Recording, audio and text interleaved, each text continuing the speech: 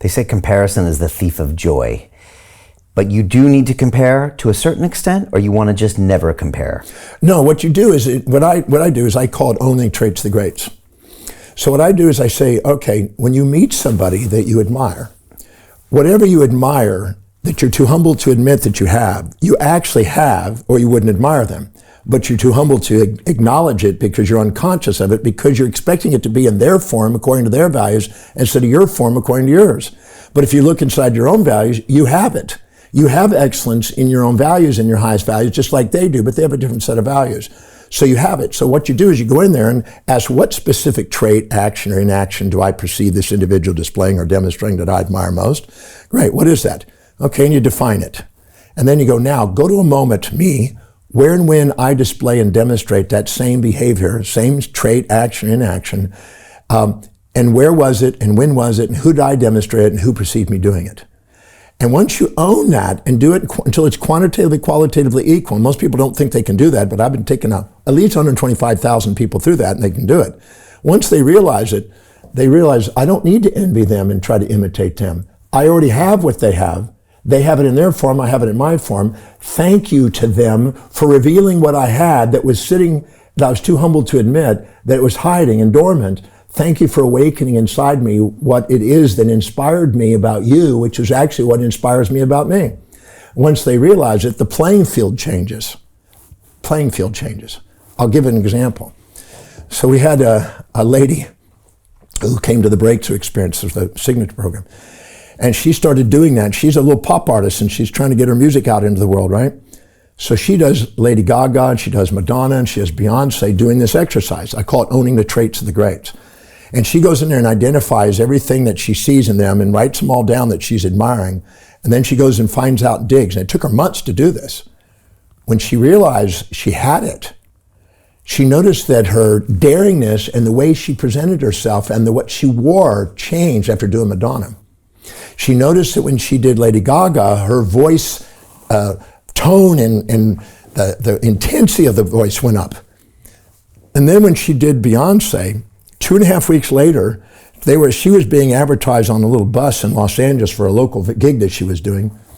And somehow Beyonce saw the bus and looked up the thing and listened to some music she had and contacted her and asked her to perform at her house in front of some very important people.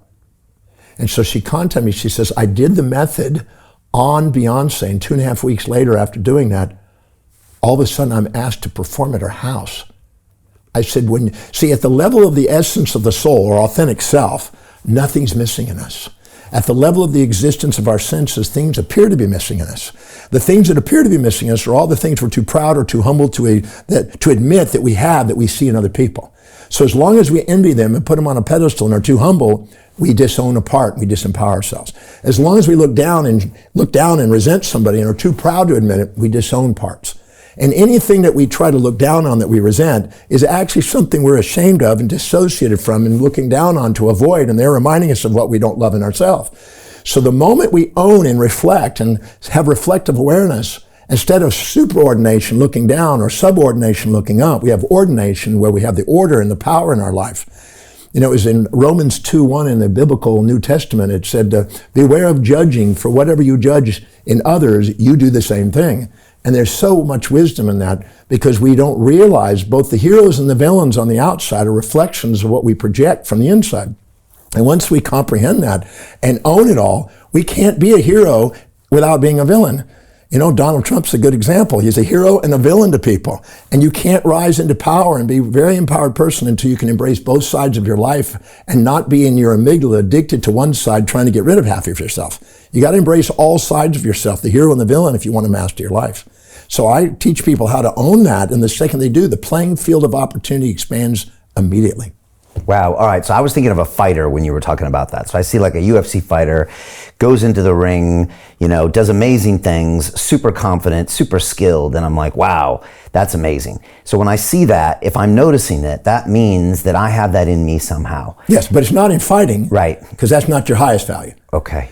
It may be in presenting, it may be in transforming people's lives looking at your mission statement, it's about transforming people's lives. That's where you put in the hours. That's when you put in the practice. That's when you go get the mentorship. That's when you're in the ring day after day after day after day after day. That's where you are the fighter.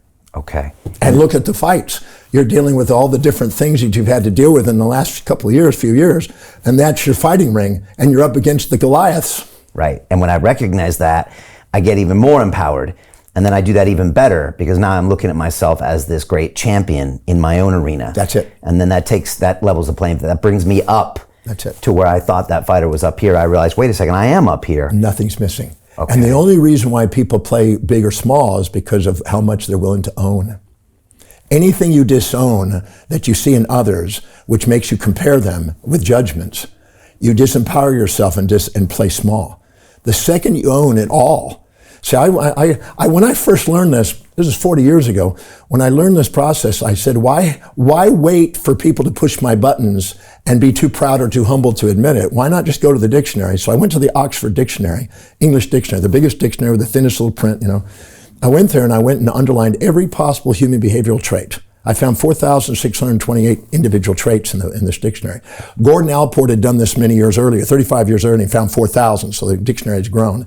4,628 individual traits that human beings have: nice, mean, kind, cruel, positive, negative, considered, inconsiderate, honest, dishonest, everything. I went through every one of those traits, and next to the trait, out in the little margin, I go, who is it that I know that I judge as being the most extreme example of this behavior? And I wrote out their name, little abbreviated names. And then I went in there and I took the time to go, now, John, go to a moment where and when you perceive yourself displaying or demonstrating this specific trait, action or inaction, and where am I, when am I, who am I doing it to? I'm isolating in my episodic memories and my hippocampus the exact moments when I did it, so I'm not just speculating, I'm seeing it. Where do I do it? When do I do it? Who do I do it to? Who perceives me doing it? Until the quantity and quality of where I do it is equal to what I see in the most extreme example.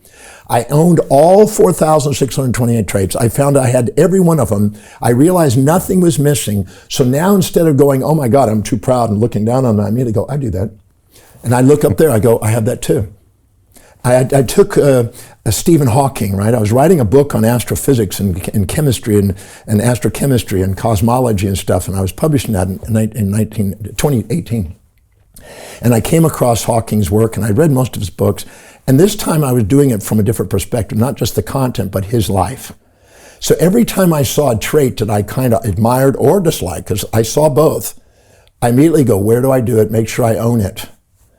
And then it was interesting, this playing field, I finished, I presented the program, the book came out, and then about 6-7 months later, I got a contact. I got interviewed by CNN, and this lady interviewed me, and she liked the interview, and she said, I'm doing a movie, Daco, and I'm also doing a book. Would you be willing to be in it? And I said, great, what it's about? It says about 12 individuals that impacted the 21st century. I said, that's cool.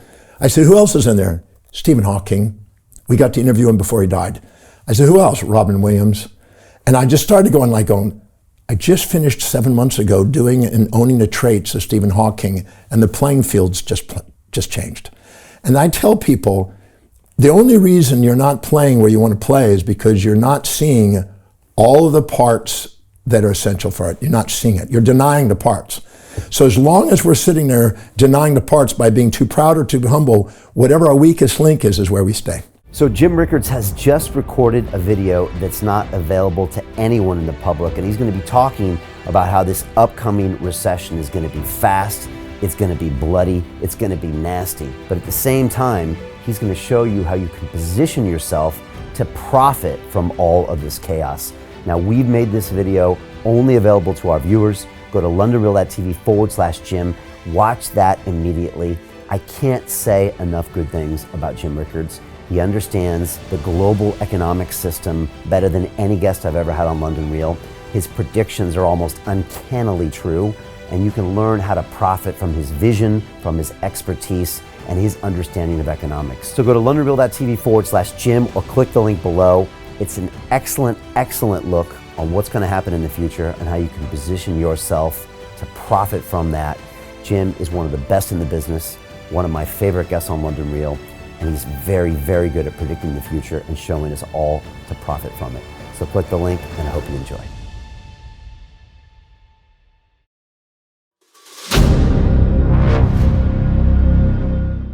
I'm looking for partners, collaborators, colleagues who want to join forces with me around the globe and create real value, generational wealth, and financial freedom for everyone else around the world. Get involved in the cryptocurrency markets, get involved in the NFT markets. This is your moment. Life all comes down to a few moments. Don't let this pass. Now it's not too late. Next year's going to be too late.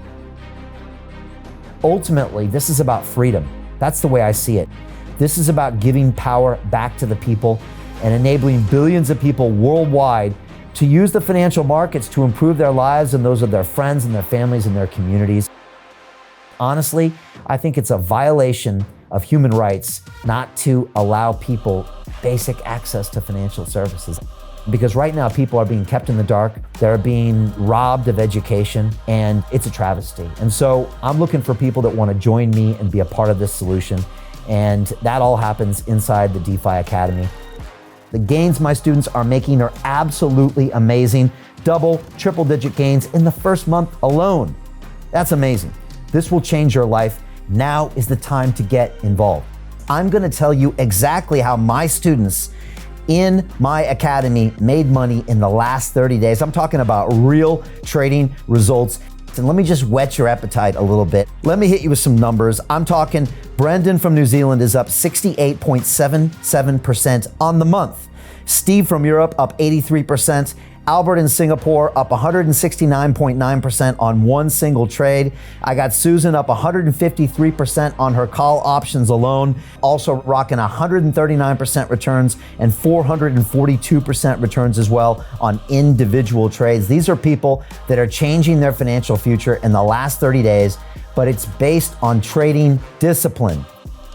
I've graduated over 500 students from inside my academy from over 54 countries around the world. It's amazing.